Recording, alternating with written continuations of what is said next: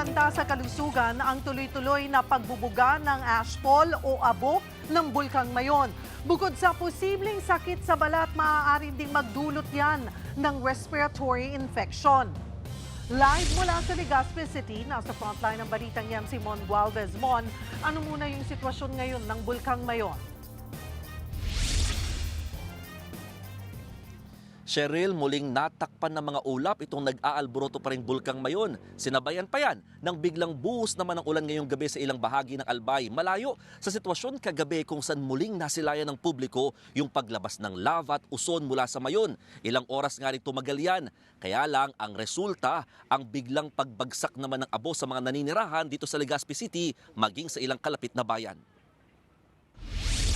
Walang patid na pagbulwak ng lava ang nakuhanan ng News 5 mula sa bunganga ng Bulkang Mayon kagabi.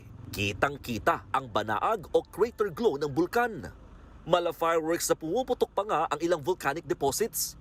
Tuloy-tuloy rin ang pag-agos ng lava at paglabas ng pyroclastic density current o yung tinatawag na uson na gumagapang pababa sa dalisdis ng bulkan.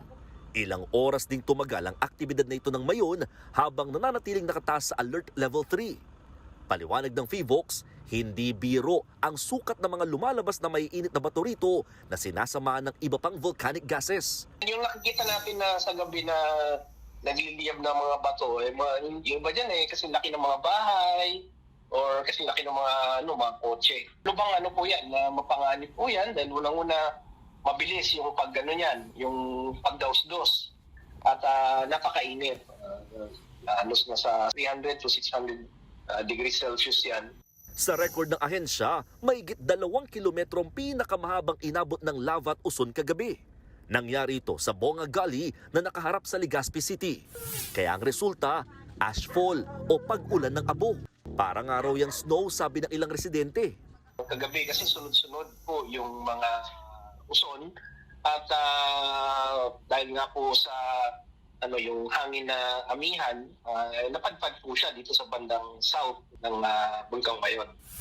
Kaninang umaga, bakas pa rin ang abo sa Barangay Bonga na pasok sa 7 hanggang 8 kilometer danger zone malapit sa bulkan.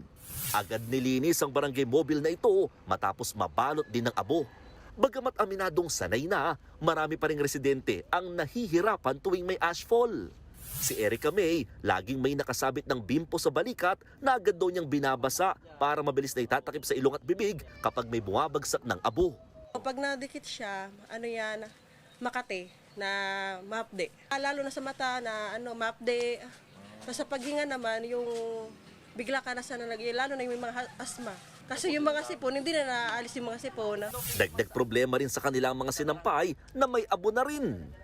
Ulit na naman ang paglaba. Siyempre, hindi pwedeng suotin kasi Makati yan.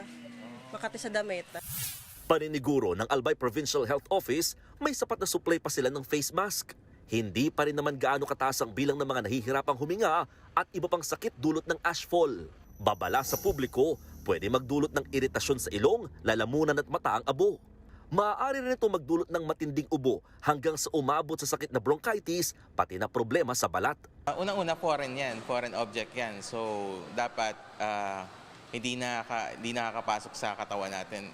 Yung ash kasi may mga fine particles yan, like parang bubog. So pag too much na ang nalalanghap mo nito, pwede mag-cause ng respiratory infection na yan. Paalala pa, bukod sa pagsuot ng face mask, maiging manatili na lang daw sa loob ng bahay at iwasan muna ang exposure sa abo. Huwag din daw kalimutan ng mga alagang hayop. At pagkatapos, huwag basta agad walisin, kundi maiging basain muna ang paligid para maalis ang bumalot na abo. Sa drone shot naman ng News 5 nitong umaga, saglit na nagpakita ang Bulkang Mayon. Yun nga lang, kapansin-pansin ang patuloy nitong paglabas ng plume o pagsingaw ng maulap na abo mula rito. Nakapagtala rin ng mahigit 3,000 toneladang sulfur dioxide o asupre sa magdamag. Cheryl, sa ngayon tuloy-tuloy yung buhos ng ulan dito sa Legazpi City. Sabi ng FIVOX, malaking tulong daw kahit papano itong mga pag-ulan dahil kasama na lamang binabagsak ng ulan yung abo sa kalupaan. Hindi tulad kapag mahangin lang, talagang mananatili yung abo at baka magkaroon nga ng epekto sa mga tao at syempre sa mga ari-arian. Pero wag lang sumobra no, na lakas ng ulan dahil baka nga magdulot naman ito ng lahar. Sayang lang dahil nga biglang umulan, nawala yung ilang mga turista at mga residente nag-aabang dito sa Legazpi Boulevard kung saan kami nakapwesto dahil mula nung nakita nga kagabi, marami nang nag-aabang sa maaaring paglabas ulit ng lava at uson mula nga dito sa nag-aalborotong Bulkang Mayon. Safe area naman itong Legazpi Boulevard dahil nasa 16 kilometers yung distansya nito mula sa bulkan. At sabi din naman ng mga otoridad, may mga itinalaga silang mga viewing sites na ligtas at pwedeng tignan pa rin ng mga turista habang nag-aalboroto ang Bulkang Mayon. Cheryl. Maraming salamat, Mon Gualvez. Mga kapatid, Cheryl Cosing po.